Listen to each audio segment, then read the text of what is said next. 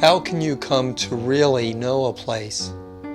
You have to be in it, watching, trying over time to see it. For many years, and with infinite patience, Larry Francis has been observing Philadelphia.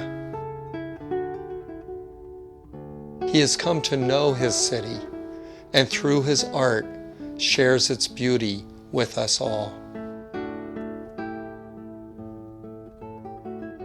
Have you ever lived anywhere extensively beyond Philadelphia, or is lifelong Philadelphia?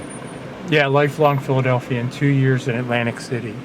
And that was when you were a kid? Yeah, age 7 to 9, I stayed in the hospital. Because one side of your brain was bigger than the other? What was it? One part of you was bigger. That was my arms. So, one's longer than the other. No, I had a hip joint disease in one leg. It was a very minor disease, but I was in bed for 2 years because of it. Is that when you got interested in art? I probably did draw. We read a lot of comic books. My official schooling fell behind.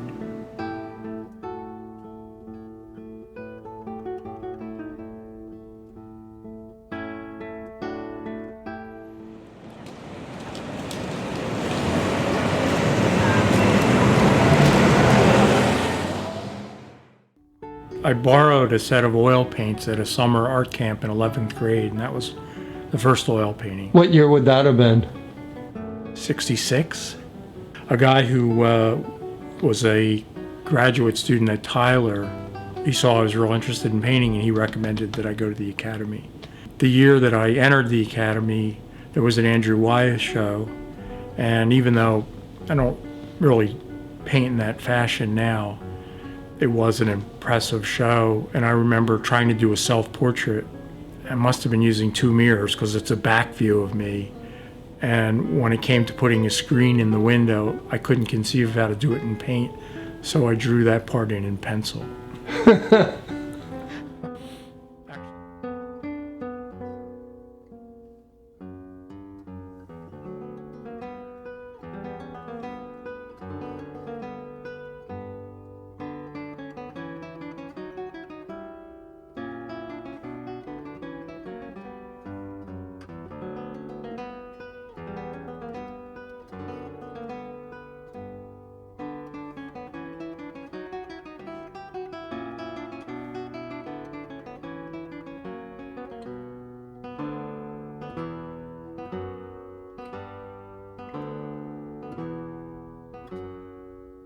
One of the main things that I often am drawn to is pretty simple. It's just light, sunlight on a particular set of objects. I mean, mostly urban things.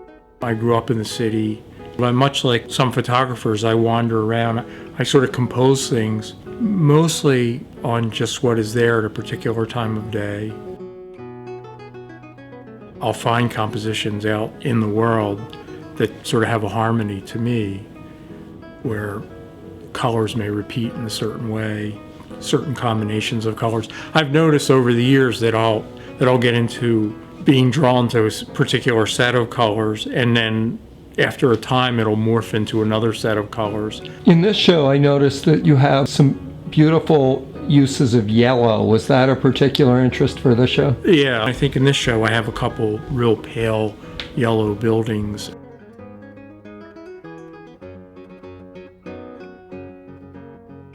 Larry paints his landscapes, even the largest ones, on location.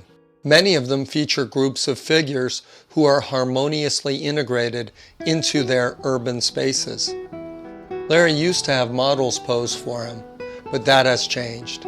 The figures, maybe more for practical reasons more than a desire to do them this way, have largely in the last 10 years have come more from photography. Although I do feel like the experience of being in the space and observing people and the way the light and color, just like trees or any other objects, it helps in painting the figures. I think psychologically, they're not generally stories, but sometimes they represent little gatherings of human activity, I would say. And I've always thought there's something deeply sad in one way about any work of art that actually sort of suspends a bit of life and holds it up for you to see, because it makes you so aware of the fleetingness of it. I have one painting in this show that's like a little family group, and it's a woman holding a young child and what might be her husband standing next to her, digging in his pocket for change. There's something that feels natural about the scene to me. It just evolved from different sketches. I generally paint figures in, paint them out. I'll make little cutouts, stick them onto the canvas and move them around, and sometimes just out of that, it's just sort of serendipity that some little grouping happens.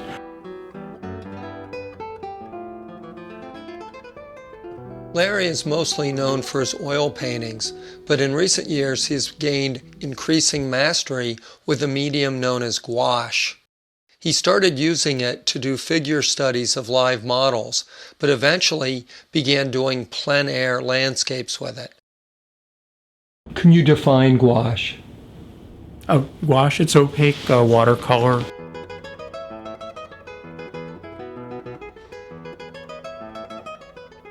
The way I work on it is over black paper, so when I put a thin layer on, the dark of the paper keeps it darker still, but you can build it up and totally cover the paper so you can get a real luminous light pretty easily. Somehow with the gouache on the dark paper, I can work more directly. I work kind of without a drawing. I'll make a few little marks and position things. They're not overpainted a lot. You can move things, but they are pretty direct. I learned to use the medium sort of unconsciously, doing these things I had no intention of showing, which is a very free way to work.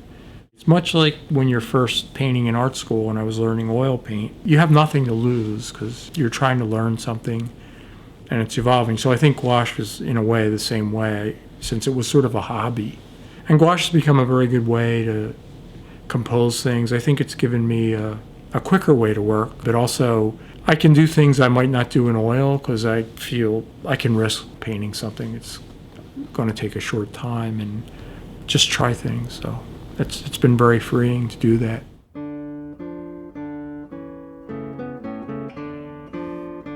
What neighborhoods have you painted in Philadelphia?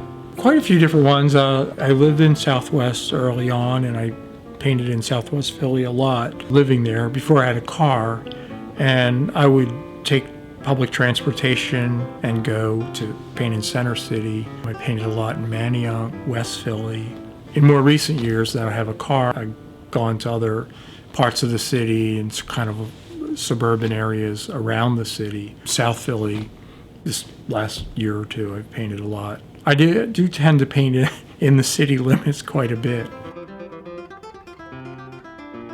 Didn't you have an idea you were going to paint every block for like from your house to Center City or something like that? I once had the idea that I'd do a 100 views of Mount Fuji type of image where I'd paint all these different neighborhoods with Liberty Place in the distance, connecting up all the areas of the city. Probably not as meaningful as Hokusai's 100 views of Mount Fuji, but he showed like all these different aspects of the life of Japan, but always with Mount Fuji in the background. So there were people building houses, there was the red light district, there were people in boats out at sea, and all these different views and sometimes Mount Fuji was a little tiny thing on the horizon, and in other ones it was a major part of the painting. The idea, I guess, was that it sort of connected up all these bits of life. And I think Hokusai, like Peter Bruegel or some other artists, tended to want to paint everything. And I think that's a nice idea.